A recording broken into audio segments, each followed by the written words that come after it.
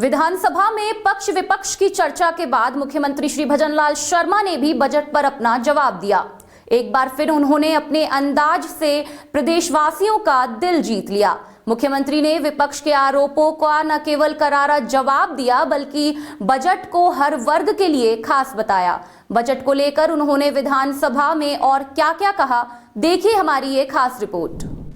राजस्थान के मुख्यमंत्री श्री भजनलाल शर्मा ने शुक्रवार को बजट पर अपना जवाब पेश किया।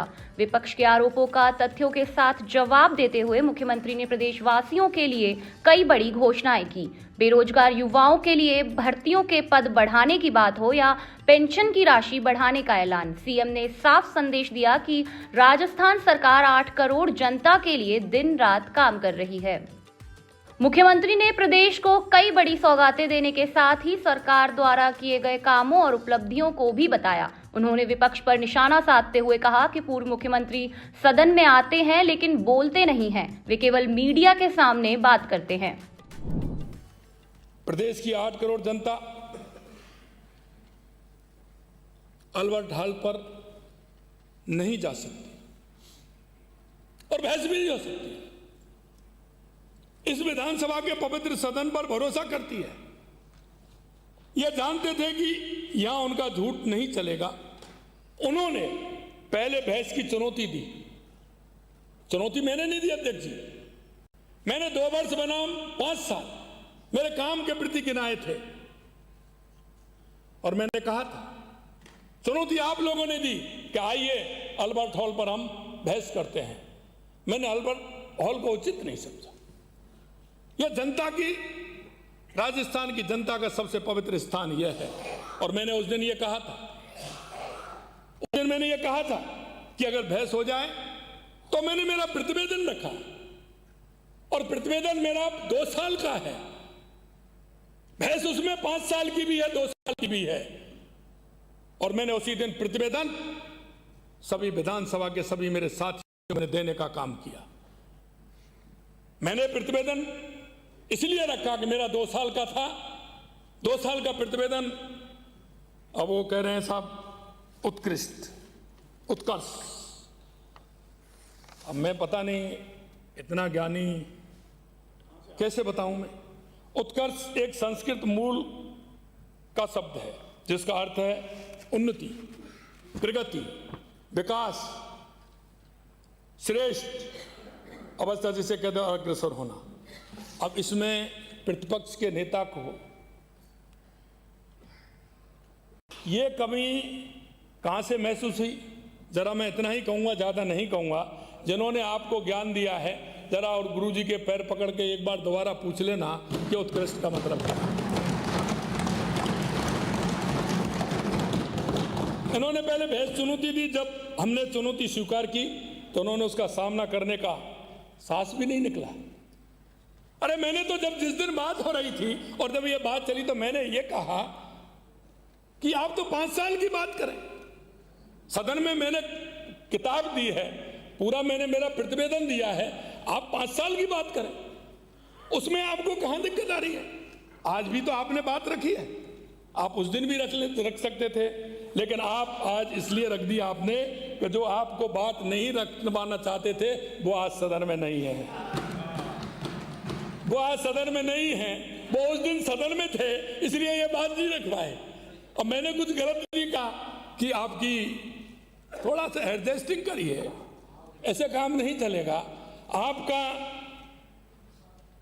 और आप देखिए उसका इतना असर पड़ा माननीय अध्यक्ष जी, इनके नेता।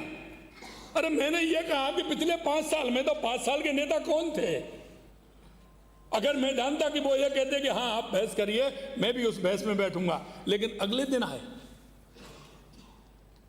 आए और विधानसभा में अगले दिन आए तो विधानसभा में कुछ बात रखते, लेकिन उन्होंने बात अंदर नहीं रखी, उन्होंने भी बात मीडिया के सामने बात रखी या ट्विटर खेलते हैं।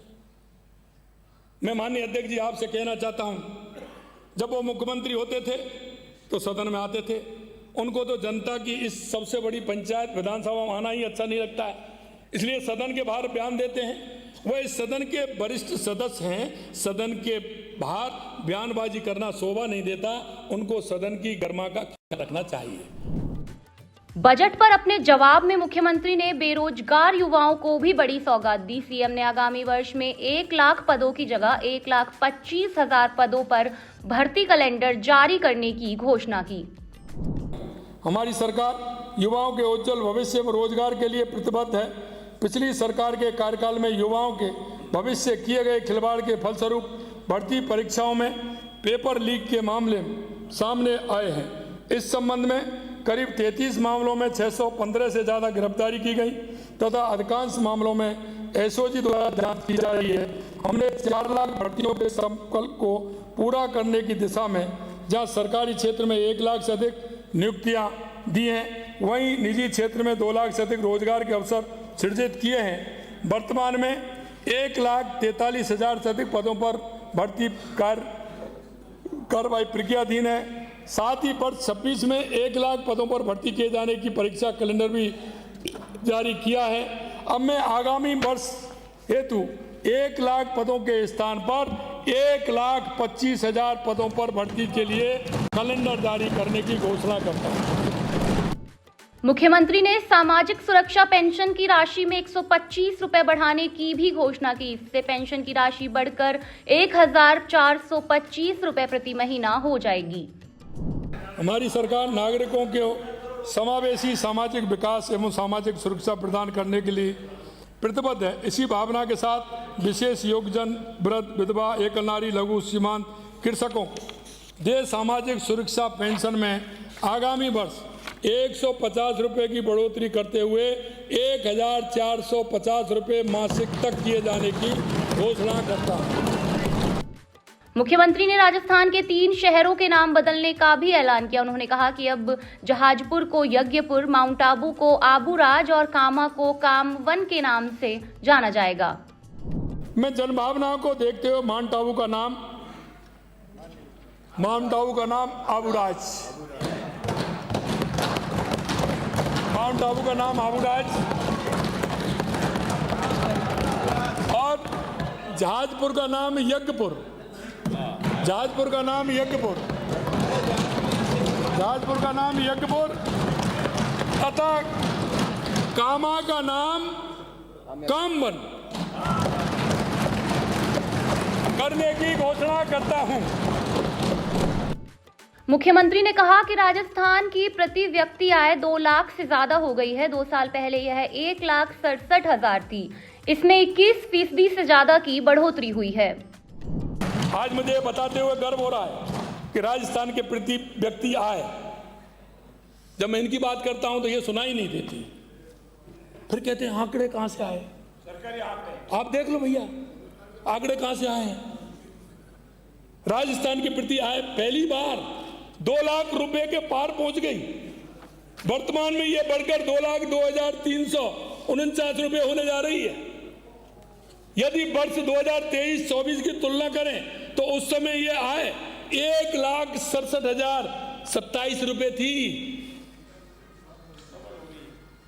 यानी लगभग 21.15% की वृद्धि दर्ज की गई है 2 साल के अंदर। 2 साल के अंदर यमुना के पानी लाने को लेकर विपक्ष जो आरोप लगाता है, सीएम श्री भजनलाल शर्मा ने उसका भी जवाब दिया। उन्होंने कहा कि यमुना का पानी कब आएगा, यह कहकर विपक्ष सवाल पूछता है। 3 दशक में यह लोग तो कुछ नहीं कर पाए, लेकिन मैं इतना भरोसा जरूर दिला सकता हूं कि इनको पानी पिलाने का काम हम ही करेंगे। अभी मैं चले गए, मैं उनके लिए भी लाया था। बार बार वो मेरे से कहते हैं, लक्ष्मणनगर से आने वाले माननीय सदस्य कहते हैं कि यमुना का पानी कब आएगा। अब माननीय अध्यक्ष जी, आप ये देखिए, अब इनके ज्ञान कहाँ से? अब किसी के पास ऐसा भी नहीं है कि कोई सिंचाई विभाग वाला हो या कोई इंजीनियर हो या उसका ज्ञान वर्धन के लिए वो जाएं, थोड़ा क्लास भी लगा दें। तो क्लास की उम्र भी नहीं है, क्लास में भी जब उम्र होती है जब भी मन लगता है, नहीं लगता नहीं है। और अब जो ज्ञानी हो जाता है तो उसको कैसा भी ज्ञानी ज्ञान दे तो ज्ञान समझेगा ही नहीं। जो ज्ञानी ज्यादा होगा वो समझता है क्या? हरीश जी बताइए, ज्ञानी तो कभी नहीं समझता है ना। तो मैं आपसे यही कहना चाह रहा हूं कि यमुना का पानी कब आएगा। मैं आपसे कहूँ माननीय अध्यक्ष जी, 3 दशकों तक ये तो पानी नहीं ला सके, लेकिन यकीन दिलाता हूं इनको पानी पिलाने का काम हम ही करेंगे। अब ये डीपीआर बननी दूसरे राज्य के साथ कैसे काम होगा। ये कोई नल खोल करके पाइप लगा करके टूटी में और ऐसे तो नहीं है कि ये ले लीजिए। ये तो योजना भी बड़ी योजना है, और हम तो फिर भी जितनी जल्दी हो रही है उतनी जल्दी ला रहे हैं। हमारी सरकार बनते हरियाणा के सरकार के साथ समझौता किया। अब इस परियोजना की डीपीआर कार्य जल्दी पूरा होने वाला है।